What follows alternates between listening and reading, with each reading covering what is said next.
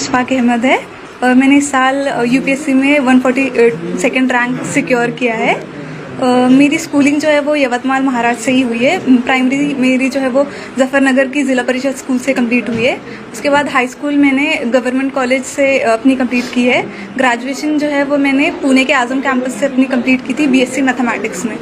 12th के बाद ही मैंने ये डिसाइड कर लिया था कि मुझे यूपीएससी करनी है।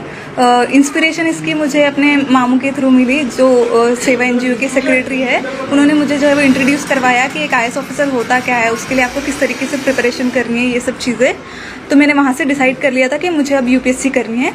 तो फिर ग्रेजुएशन के फ़ौरन बाद ही जो है वो मैंने अपनी प्रिपरेशन स्टार्ट कर दी थी यूपीएससी के लिए।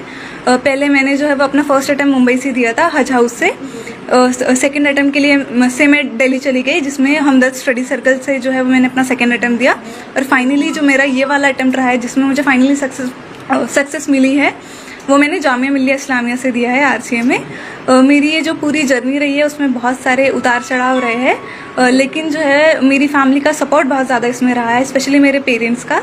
मैं फाइनेंशियली थोड़े हम्बल बैकग्राउंड से बिलोंग करती हूँ। मेरे पापा जो है वो ऑटो रिक्शा ड्राइवर है, लेकिन फिर भी उन्होंने कभी मुझे ये एहसास नहीं होने दिया कि हमारे पास रिसोर्सेज की कमी है। उन्होंने हमेशा मुझे सपोर्ट किया है।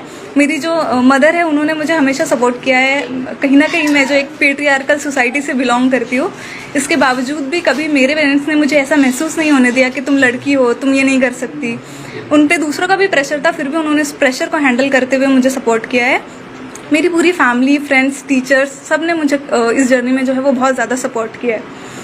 मैं अपनी प्रिपरेशन की बात करूँ तो ये मेरा 4th अटैम्प्ट था, तो इससे आप अंदाज़ा लगा सकते हैं कि जर्नी बहुत ज़्यादा डिफिकल्ट रही है। फेलियर्स बहुत सारे आए हैं इसमें, लेकिन मैंने इस जर्नी में एक चीज़ सीखी है कि आपको पेशेंस और कंसिस्टेंसी जो है वो कभी, इन दोनों चीज़ों का साथ नहीं छोड़ना है।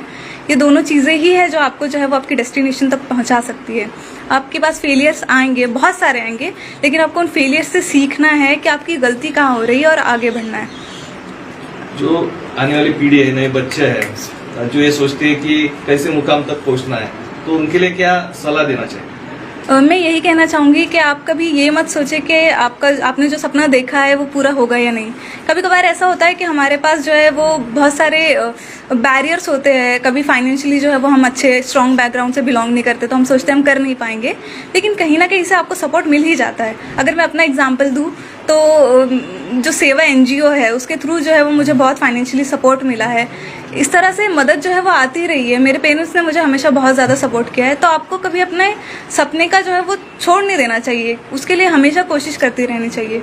और फेलियर्स चाहे जितने भी आए, आपको कभी उनसे डरना नहीं है।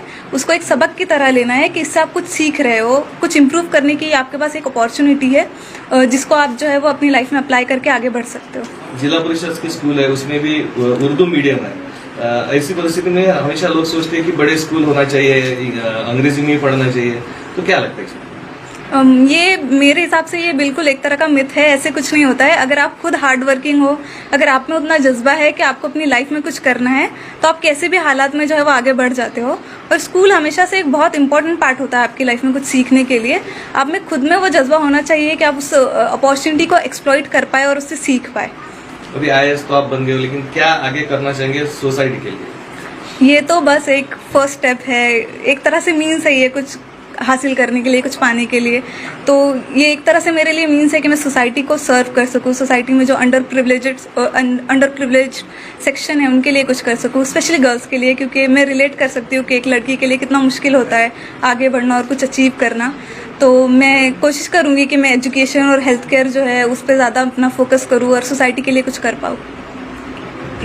हमने सुने कि आपका खुद का घर भी नहीं है, तो पढ़ाई के लिए जैसा जो भी बोलना है बाकी बच्चों को, बहुत सारे लोग बोलते हैं कि भाई पैसा लगता पढ़ाई के लिए वगैरह, तो उसके बारे में आप क्या बोलना चाहेंगे? देखिए, ये सारी तो सेकेंडरी चीज़ें होती है। आपको खुद का घर चाहिए, पैसा चाहिए, ये सब होते हुए भी अगर आपके पास अपना खुद का ही कोई जज्बा नहीं है आगे बढ़ने का, आप में खुद में ही वो लगन नहीं है कुछ करने की, तो आप कुछ नहीं कर सकते। अगर आपके पास वो जज्बा है, अगर आप जो है वो हार्ड वर्किंग है, अगर आप सोचते हैं कि आप कुछ अचीव करना चाहते हैं और उसके लिए कोशिश करते हैं, तो फिर रिसोर्सेज तो कहीं ना कहीं से आ ही जाते हैं।